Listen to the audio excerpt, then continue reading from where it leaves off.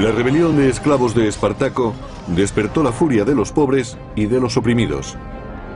Pero la fuerza más destructora de Roma fue la codicia, que envenenaba a la política. El ansia de poder llega a la cima cuando tres hombres compiten para obtener la supremacía absoluta en la República Romana. Solo uno vencerá y conseguirá todo el botín, el honor y la riqueza. Su nombre resonará a lo largo de la historia como arquetipo de la ambición y de la tiranía: Julio César. El Imperio Romano. Julio César.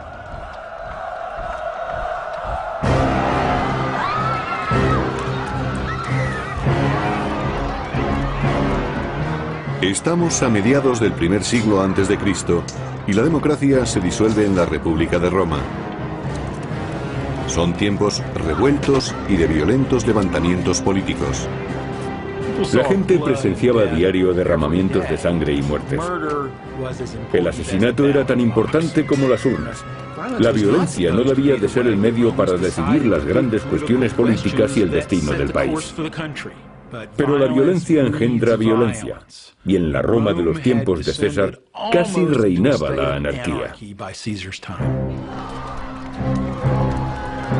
Ese fue el atribulado mundo en el que creció Julio César.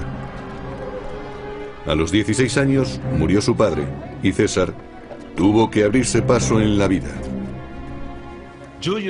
Julio César descendía de una de las familias más distinguidas de Roma. Pero cuando nació, en el año 100 a.C., su familia no era tan rica y poderosa como la leyenda afirma. Julio César quería recuperar para su familia la gloria y la posición preponderante que, según se dice, habían tenido sus antepasados. Siendo adolescente y yendo por mar a estudiar a la isla de Rodas, César fue secuestrado por unos piratas que pidieron rescate por él. Eran los mayores piratas y traficantes de esclavos del Mediterráneo. Hicieron prisionero a César y pidieron un rescate. Se tardó en reunir el dinero y pasó mucho tiempo con los piratas. Enfrentándose a aquellos asesinos, el joven César demostró ser algo más de lo que sus captores pensaban. César no era un romano corriente y no se dejó asustar. Los piratas eran una gran amenaza para la aristocracia, pero demostró que incluso ante el mayor de los peligros él sabía salir victorioso. César consiguió la libertad y los piratas acabaron ante la justicia romana y fueron crucificados para servir de alimento a las aves carroñeras.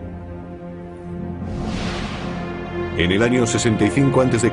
y con 30 años de edad, César era un experimentado soldado. Fue enviado a la provincia romana de Hispania para reprimir una peligrosa banda de rebeldes.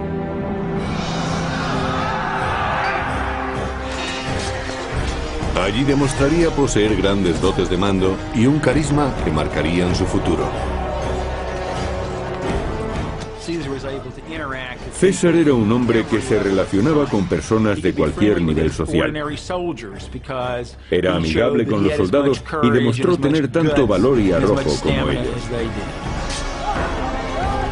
En ese momento comenzaba a forjarse la reputación militar de César.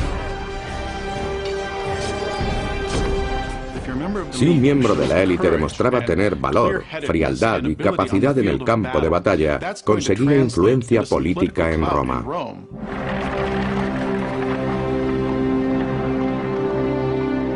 De vuelta a Roma, César se dedica a la política y utiliza su creciente popularidad para ganar las elecciones a cónsul.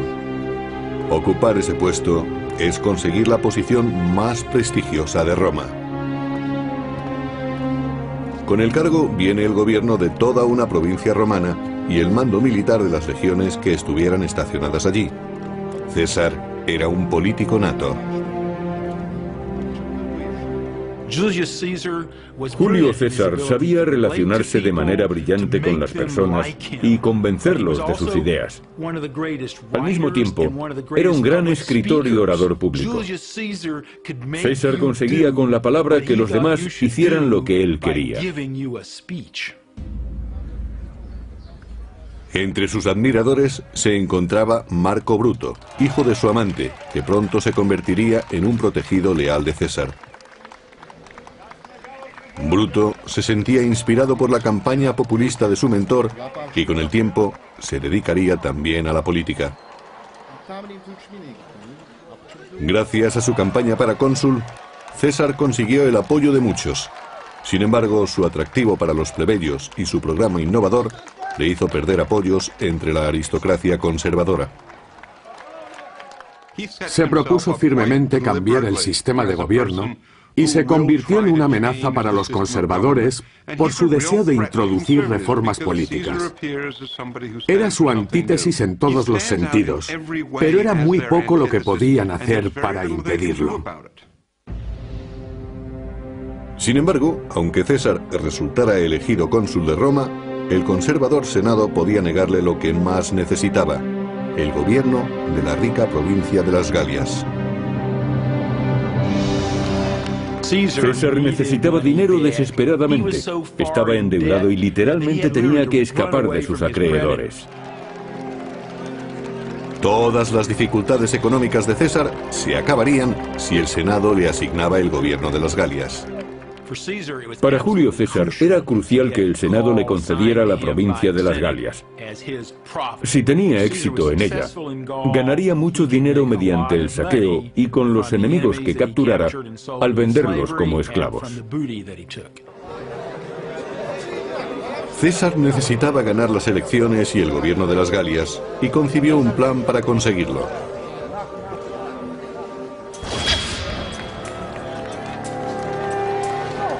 En la brutal arena política de Roma no se debía luchar solo.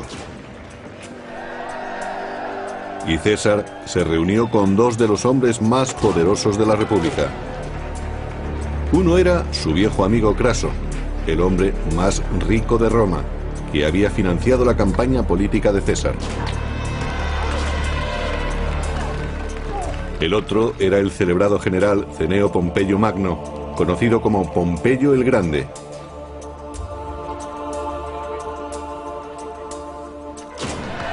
Astuto como un gladiador en el circo, César convenció a Craso y a Pompeyo para que le ayudaran a ganar las elecciones y a controlar el Senado. César realmente era el tercer hombre. Aunque no se había distinguido militarmente tanto como Pompeyo, ni era tan rico como Craso, César era brillante y tenía un aura y un carisma que los demás no poseían. Esta extraordinaria alianza era conocida como el Triunvirato. El llamado triunvirato tenía tanto poder que controlaba el aparato político y podía, en cierto sentido, asignar cargos a voluntad. Por supuesto, eso puso punto final a la libertad política de la aristocracia, que había estado en muy alta estima.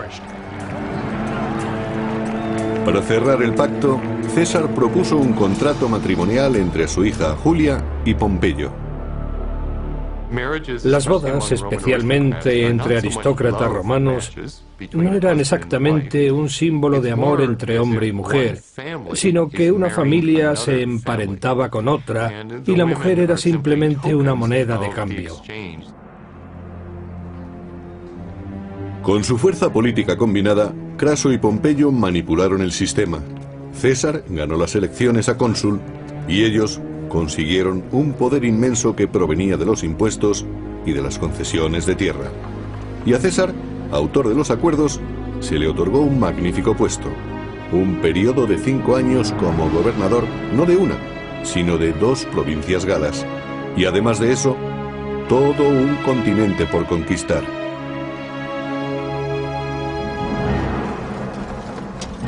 César se dirigió entonces hacia el norte en busca de gloria y de oro. Al mismo tiempo, una desesperada horda de bárbaros se desplazaba hacia el sur, directamente contra el ejército de César, para invadir territorios romanos. Conocidos como los helvecios, contaban con 300.000 hombres que buscaban nuevas tierras para asentarse por la fuerza si fuera necesario. Por extrañas razones, quizá ambientales o quizá bélicas, los bárbaros del norte, hombres, mujeres y niños, con todas sus pertenencias, se dirigieron hacia el sur. Pero eso era algo que César no iba a tolerar. A lo largo de las riberas del río Ródano, los romanos establecieron una barrera, una muralla de 30 kilómetros de longitud. Los helvecios no podían cruzarla, y para rodearla tenían que pasar por las tierras de la tribu Aeduí, más allá de las fronteras de la República. Y eso presentaba un problema. César no tenía autoridad para dirigir su ejército fuera de territorio romano. Para conquistar el botín, los esclavos y las nuevas tierras que ansiaba, debía convencer al Senado de que no existía otra alternativa. Debía aparentar que existía una amenaza monumental. Sin embargo, los helvecios se encargaron de hacerle el favor. César, en su marcha contra este grupo de salvajes, informaba a Roma.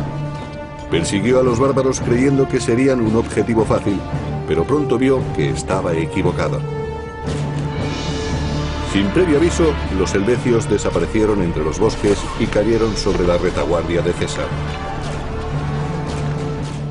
Aquellos grupos tenían una apreciable estructura militar, disponían de armas y estaban organizados militarmente, con unidades preparadas para defenderse.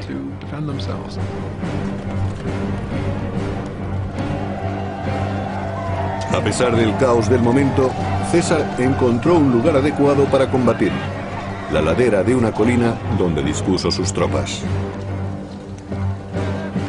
Supo situar a sus hombres en una posición con grandes posibilidades de vencer. No quiso correr muchos riesgos. Aunque tenía tendencia a exponerse, siempre ocupaba posiciones en las que el enemigo tenía que luchar en desventaja. Seguros de que su superioridad numérica les daría la victoria, los helvecios cargaron ladera arriba contra los romanos. El mismo César nos describe el combate. Desde nuestro puesto los soldados abrieron una brecha entre las falanges enemigas. Mis hombres clavaron sus lanzas en los escudos de los galos, forzándoles a tirarlos. Desenvainamos las espadas y cargamos contra ellos.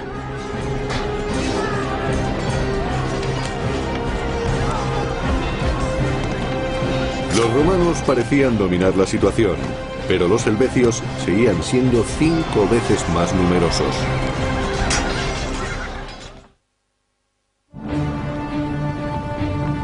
En el año 58 a.C., los helvecios, una violenta horda bárbara, atacan a los soldados romanos y emboscan su retaguardia, forzando a César a combatir. El terror se extiende entre las filas romanas ante la embestida de los bárbaros. Eran más altos que los romanos y gritaban con toda la fuerza de sus pulmones, dispuestos a cargar en masa como si estuvieran locos. ¿Qué puede dar más miedo que luchar contra alguien que parece estar loco?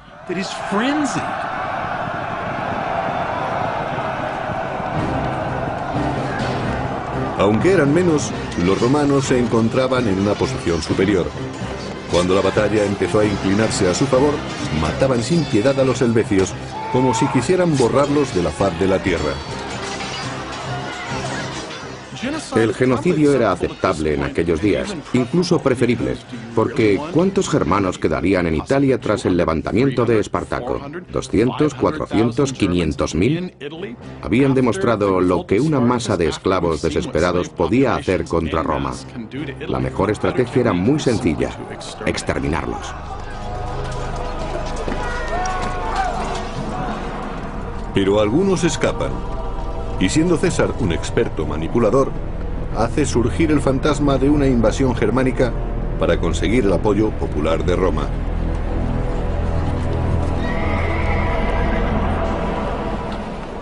Pero los conservadores del Senado sospechan que César es el auténtico peligro e incluso consideran que es una amenaza contra su aliado, Pompeyo.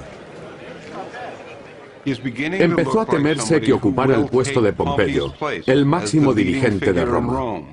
La diferencia entre ellos era que Pompeyo apoyaba el orden político establecido, mientras que César siempre manifestaba que quería cambiarlo. La tensión embarga la ciudad. Los conservadores tratan de convencer a Pompeyo de que rompa con César, pero es demasiado tarde. Su nueva esposa, Julia, hija de César, ha absorbido completamente al gran general. Pompeyo estaba tan enamorado de su adolescente esposa que se olvidó de la política y pasaba todo el tiempo con ella. Constantemente viajaban para visitar los más bellos jardines y parques de Italia. La generosidad de Pompeyo con César se extendía a un miembro de su amplia familia, su protegido, Marco Bruto. Pompeyo concedió a Bruto un lucrativo puesto en una de las provincias orientales, permitiendo que el joven ascendiera en el escalafón político, al igual que su mentor. Al proteger Pompeyo los intereses de César en Roma, este dirige su atención a ciertos rumores de invasión del reino galo de Aedui. Aedui es una región bucólica, no acostumbrada a la violencia.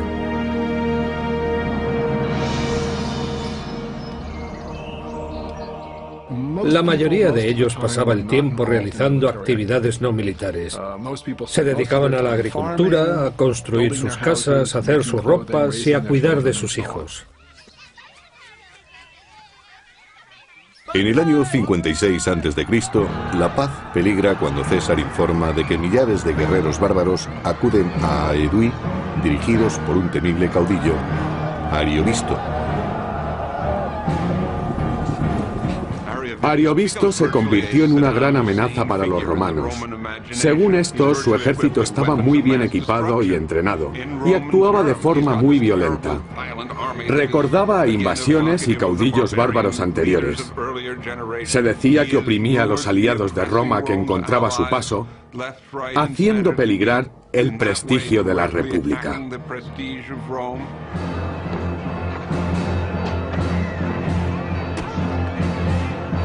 Tal agresión, según César, no debía ser tolerada.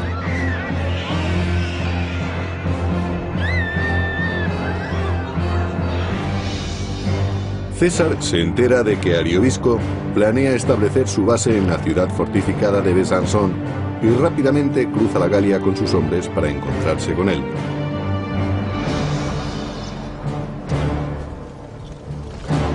Según el famoso biógrafo clásico Plutarco, el ejército clamaba por el combate mientras seguía a César al campamento enemigo, a 30 kilómetros. Cuando las legiones romanas estuvieron cerca, los bárbaros recurrieron a sus dioses paganos para que les guiaran en el combate. El ejército de Ariovisto, como todos los ejércitos de la antigüedad, llevaba sacerdotes, videntes y chamanes. En este caso había mujeres que decían que hablaban con los dioses. Antes del combate preguntaban a los videntes y adivinos, ¿dicen los dioses si podemos combatir ahora? Las armas, el agua, el movimiento de las estrellas, todo podía ser una señal que mandaban los dioses. Por medio de sus tótems, los adivinos predijeron que Ariovisto no ganaría esta batalla antes de la luna nueva. No debía actuar hasta entonces. Era el tipo de información que puede ganar batallas y llegó a oídos de César.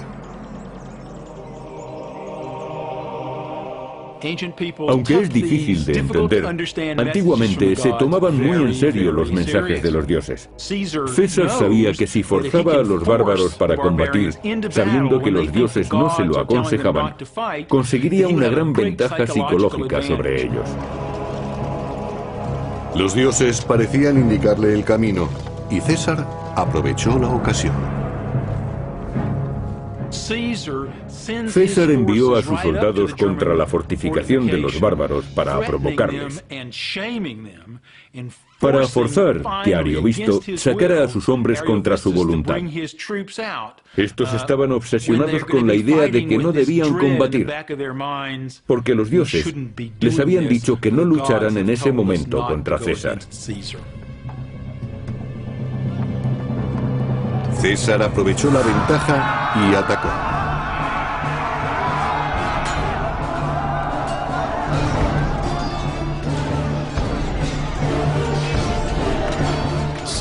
César no reparaba en eliminar personas. Tras la batalla contra Airovisto, presumió de matar 80.000 bárbaros, incluidas 2 de sus mujeres y una hija, además de capturar otra de sus hijas. Ariovisto pudo escapar y marchó a Germania, dejando a César dueño de las Galias.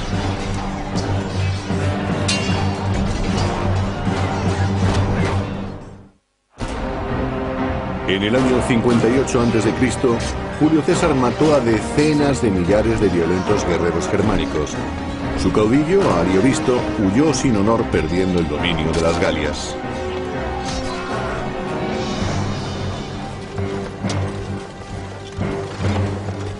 Ahora, con total libertad, como había planeado, César puede anexionarse los reinos de las Galias y presentarse como liberador. Sin embargo, algunos no dieron la bienvenida al gobierno romano. Perdieron su independencia política. Eso puede que no importara a algunos de los elegidos. Los jefes en particular obtuvieron todo tipo de beneficios políticos y materiales. Pero sabemos que a mucha gente no le gustaba ser gobernada por extranjeros. En los 3 años siguientes, César abandonaría su disfraz de protector. No solo sometió a las tribus bárbaras del norte y del oeste, sino que cruzó el Rin y el Canal de la Mancha para invadir Germania y Britania. Fue el primer romano en hacerlo. Informando y promocionándose al mismo tiempo, César enviaba a Roma los emocionantes relatos de sus conquistas. Aunque rodeados por miles de nativos, mis hombres se defendieron con la mayor valentía durante 4 horas y mataron muchos británicos a cambio de solo unos pocos hombres heridos. Tan pronto como divisó nuestra caballería, el enemigo arrojó sus armas y huyó, sufriendo pérdidas muy graves. Era como acompañarle en sus campañas. Para los romanos fue una novela de aventuras, una historia de exploradores. Nadie había ido más allá del norte de las Galias, ni tampoco a Britania. Para los romanos debió de ser una narración muy interesante. El relato de César es uno de los documentos políticos e históricos más importantes que haya sobrevivido. En él justifica acciones ilegales, absueltas solo porque consiguió éxito. Incluso el protegido de César, Marco Bruto, estudiaba los comunicados con preocupación creciente. Leyendo entre líneas los elocuentes mensajes de César, descubrió el objeto de su desmedida ambición. De repente se dieron cuenta de que César había acumulado grandes riquezas y un ejército demasiado poderoso. Además, gastaba mucho dinero para conseguir apoyos en la península italiana. Bruto estaba preocupado por su posición política. Cuanto más poderoso fuera César, menos poderosa sería la aristocracia. Los líderes conservadores se comprometieron para detener a César. Los aristócratas romanos temían que uno de sus miembros destacara y se comunicara directamente con el pueblo sin el consentimiento de la clase dirigente. Siempre tuvieron miedo de que alguien perturbara el orden establecido, siempre favorable a conservar su riqueza y posición. Para detener la creciente amenaza, César tuvo que pedir un favor a su antiguo aliado Craso. Él era el único que no temía su creciente popularidad. Su inmensa riqueza le aislaba de los devaneos políticos. Mediante sobornos y astucia pudo contener a los enemigos de César y volvió a ganar otro periodo consular y un mando militar, el primero en casi 20 años.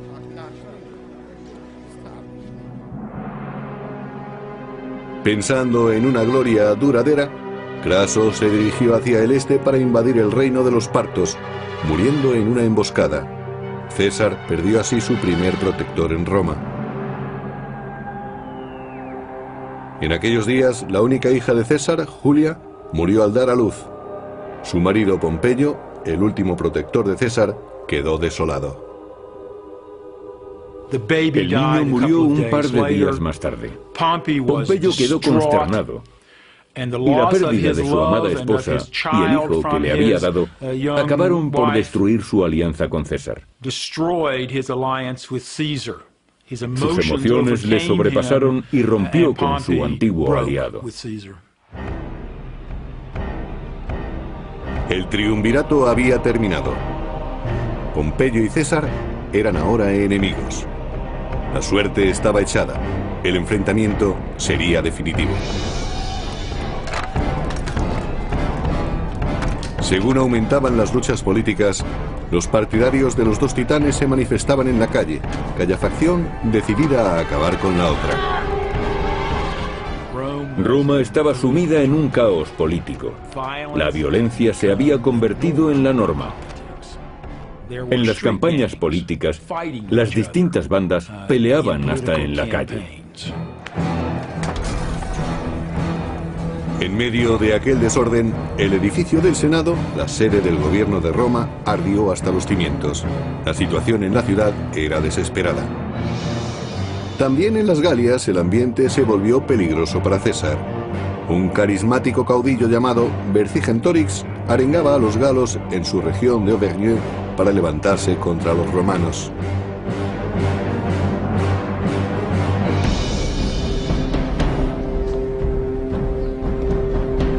El plan de Vercingetorix era radical: quemar todas las provisiones, todos los graneros y todo el forraje para los animales.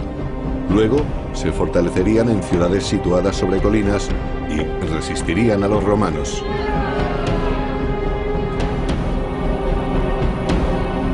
Cuando sus posesiones estaban en llamas, la solución debió parecerles a los galos demasiado peligrosa.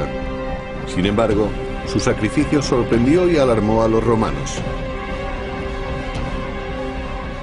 Vercingetorix trataba de destruir la logística del ejército romano. Alimentar a los soldados era un gran problema, y cuanto más se alejara César persiguiendo a los galos, más tendrían que racionar sus provisiones, que a su vez resultarían más fáciles de cortar para conseguir que las tropas pasaran hambre. Con las reservas de comida descendiendo rápidamente, los romanos solo tenían dos alternativas: quedarse y pasar hambre o retirarse. Pero César nunca pensó en retirarse. En el año 52 a.C., un valiente guerrero llamado Vercingetorix animó a su gente a sublevarse contra Roma y quemar sus graneros y sus fuentes de aprovisionamiento. Hacia finales del invierno, los romanos tuvieron que elegir entre el hambre o la victoria. Pero ahora había vuelto la primavera. César arengó a sus tropas y atacó a Vercingetorix y sus hombres. Entre los lugartenientes más próximos a César estaba Marco Antonio.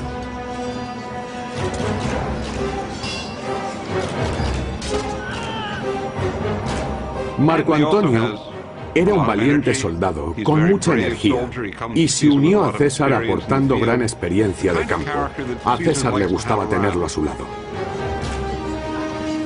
Atacaron Gergovia, donde Vercingetorix y su gente opusieron una tenaz resistencia. La batalla fue brutal. César luchó junto a sus soldados y pudo salvar la vida, pero el combate fue un desastre. Mientras tanto, en Roma, la situación política se deterioraba para César según sus enemigos iban cobrando fuerza. El conservador Senado nombró único cónsul a Pompeyo y puso un ejército a su disposición. Y para empeorar las cosas, Pompeyo rechazó una oferta de matrimonio para ingresar de nuevo en la familia de César. En lugar de eso se casó con una joven viuda llamada Cornelia, hija del senador Metelio Escipión. Es probable que Pompeyo quisiera impedir que aumentara el prestigio de César. Durante años, Pompeyo había vivido cómodamente en Roma, y es posible que quisiera medirse con César, cosa que hizo buscando aliados políticos entre los aristócratas. Pompeyo consiguió que el Senado nombrara cónsul a su nuevo suegro. Con esta última traición, se separó definitivamente de César y se unió a los conservadores. La situación se tornaba crítica para César.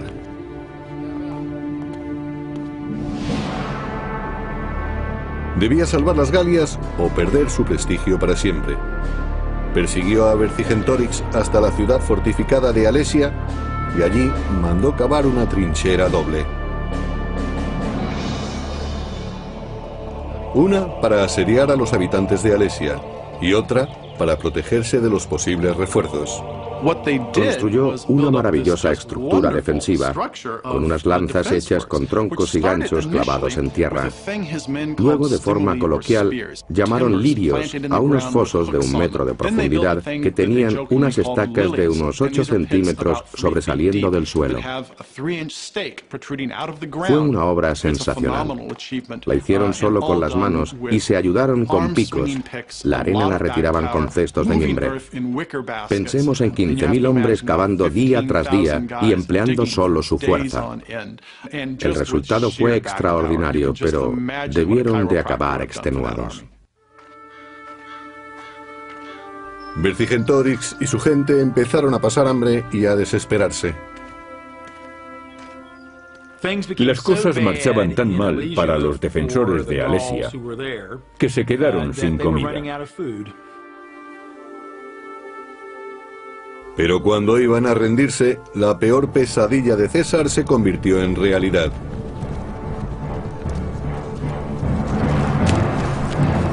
Toda la Galia se sublevó en ayuda de Alesia. 200.000 bárbaros de refuerzo marcharon contra los romanos.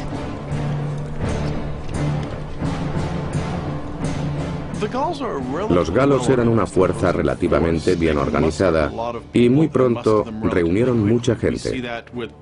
En el asedio de Alesia, el sitiador César se convirtió en sitiado. Al llegar los refuerzos, Vercingetorix salió por fin de la ciudad. Los romanos estaban rodeados y los bárbaros se dispusieron a asestar el golpe final. La batalla de Alesia fue el mayor reto al que se enfrentó César en 10 años. Porque para derrotar a su enemigo, tenía que luchar con él tanto en vanguardia como en retaguardia. Solo las tropas más veteranas podían resistir aquel asalto. Había que estar psicológicamente preparado para enfrentarse al enemigo y matarlo con una espada de medio metro. Para conseguirlo, se luchaba cuerpo a cuerpo, y resultaba igual de sencillo morir que matar.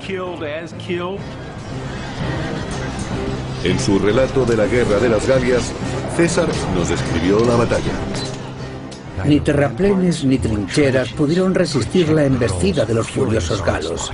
Y entonces supe que había llegado el momento de llevar a cabo una acción decisiva. Tenía una gran lucidez, hasta el punto de que cuando sus hombres perdían el control, los cogía por la garganta para que siguieran combatiendo. Mantenía la cabeza fría ante el peligro. Los galos vieron a la caballería a sus espaldas y unas cortes de refresco que avanzaban hacia ellos. Rompieron sus filas y huyeron, pero nosotros los perseguimos. En el año 52 a.C., en los campos cercanos a Alesia, murió el sueño de una Galia independiente. Vercingetorix se rindió a César y gran parte de la Europa del norte pasó a formar parte de Roma. Las campañas de César fueron muy importantes porque ampliaron Roma desde el Mediterráneo hasta la Galia central y del norte. Sus dominios llegaban hasta Germania y Britania. Ahora Europa del Norte se encontraba dentro del Imperio Romano. Y a largo plazo llevar las fronteras mucho más allá del Mediterráneo como hizo César tuvo una gran repercusión. Ahora victorioso, César podía regresar a Roma. Había eclipsado a todos los demás nobles, incluido Pompeyo. Después de casi una década de victorias militares en las Galias, César quería regresar a Roma para recoger su recompensa y ser reconocido por todos como su máximo dirigente. Pero sus rivales le odiaban y le temían a la vez, sobre todo porque los había relegado a la sombra. En el año 49 a.C., muchos aristócratas romanos insistieron en que César dejara el ejército y volviera a Roma, pero él siempre lo evitaba. César sabía que si disolvía su ejército y regresaba a Roma, sería asesinado por sus rivales que le odiaban por sus éxitos y sabían que no podrían detenerle debido a su popularidad. César caminaba literalmente sobre la cuerda floja. César y sus enemigos iban a tener un duro enfrentamiento que nadie podía impedir. En el año 50 a.C., Julio César no tenía rival en Roma. El Senado, temeroso de su poder, insistió en que debía de poner el mando. Furioso, César condujo su ejército hacia el sur, preparando una invasión a Roma, y se detuvo en la frontera ante un pequeño río, el Rubicón.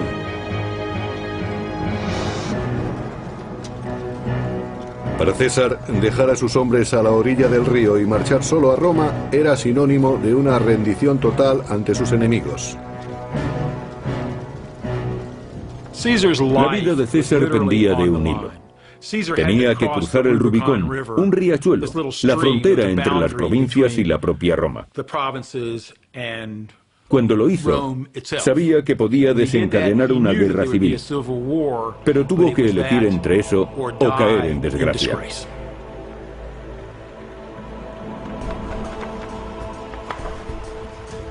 Una facción en la lucha por el poder era la de César, curtido a lo largo de una década de campañas con un ejército que tenía una fe inquebrantable en él. Su dedicación era absoluta. Por otra parte estaba Pompeyo. Su ejército estaba repartido por toda Italia y su lealtad era dudosa. Mientras, la popularidad de César en Roma estaba en la cima. La población romana consideraba a César como un dios que regresaba a casa. Los soldados se apuntaban en masa a su ejército. No tenía oposición. Los que le temían huían en oleadas hacia Roma, convirtiendo la ciudad en un caos donde la gente estaba presa del pánico. El pueblo de Roma amaba a César y salía a la calle esperando su regreso con impaciencia. Pompeyo reunió al Senado y marchó a Grecia, donde contaba con grandes apoyos. El general pudo ganar así un valioso tiempo.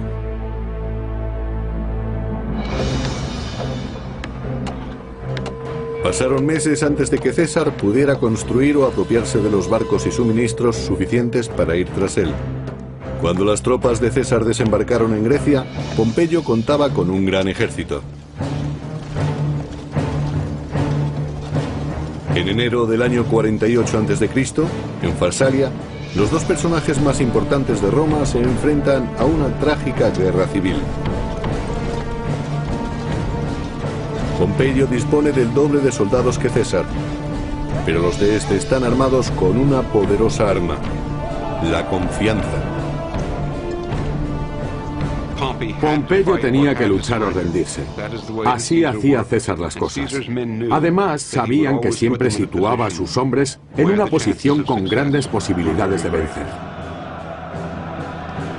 Disponía de un ejército muy bien entrenado, que se compenetraba a la perfección, por algo los llamaban veteranos. Se habían convertido en una fuerza muy efectiva, acostumbrada a combatir. En Farsalia, los largos años de campaña de César dieron sus frutos. Sus tropas destruyeron totalmente al ejército enemigo. El mismo Pompeyo tuvo que escapar. César lo persiguió hasta Egipto, pero fue demasiado tarde. El gran Pompeyo cayó en una trampa y fue decapitado por forajidos egipcios. La cabeza fue enviada a César. Según el biógrafo clásico Plutarco,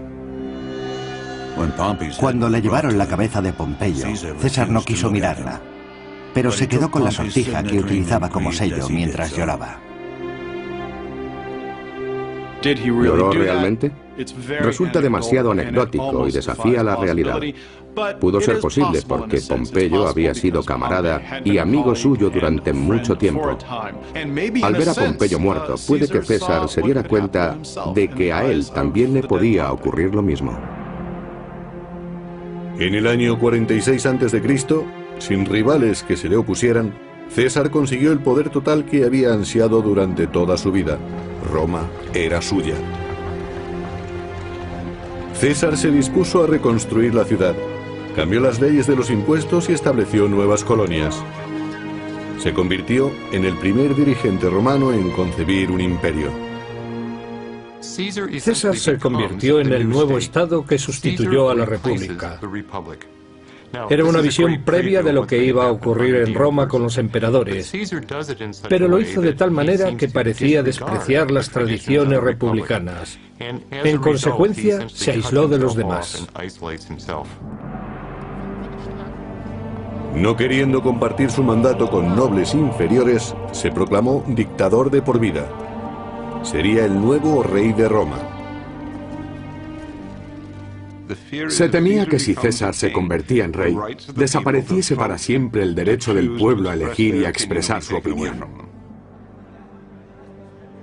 La furia contra la tiranía de César rezumaba como veneno por el Senado. Incluso el protegido de César, Marco Bruto, fue persuadido para que lo traicionara.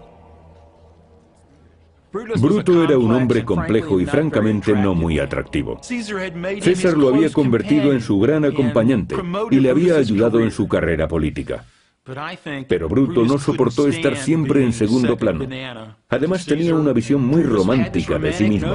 Se consideraba defensor de las libertades. Por eso dirigió la conspiración contra César. Finalmente, en el año 44 a.C., en los idus de marzo, 40 conspiradores conducidos por Bruto en nombre de la libertad decidieron tomarse la justicia por su mano.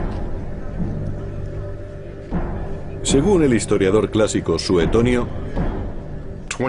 23 dagas le fueron clavadas a César. No emitió un solo gemido después de la primera puñalada, aunque algunos dicen que cuando vio a Marco Bruto asestarle la segunda, se lo reprochó en griego diciendo: ¿tú también, hijo? Muchos de ellos eran amigos suyos, algunos desde hacía tiempo. Es posible que estuvieran resentidos por haber abolido la tradición más querida de la República de que un solo hombre no podía ser el máximo dirigente de Roma. Pero seguramente los celos, la pasión y puede que el deseo de recuperar las libertades tuvieran también algo que ver.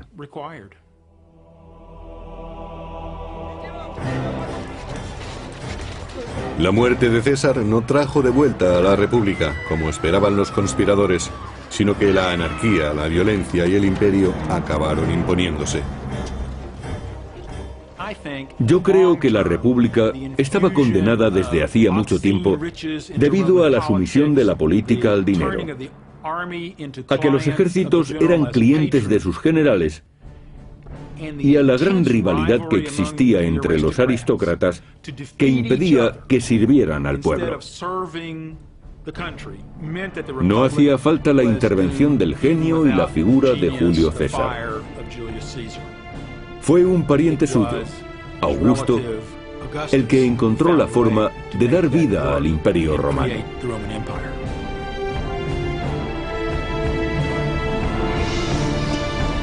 La era de los emperadores había comenzado, y con ella la de sangrientas conquistas, brutales represiones y guerras sin fin.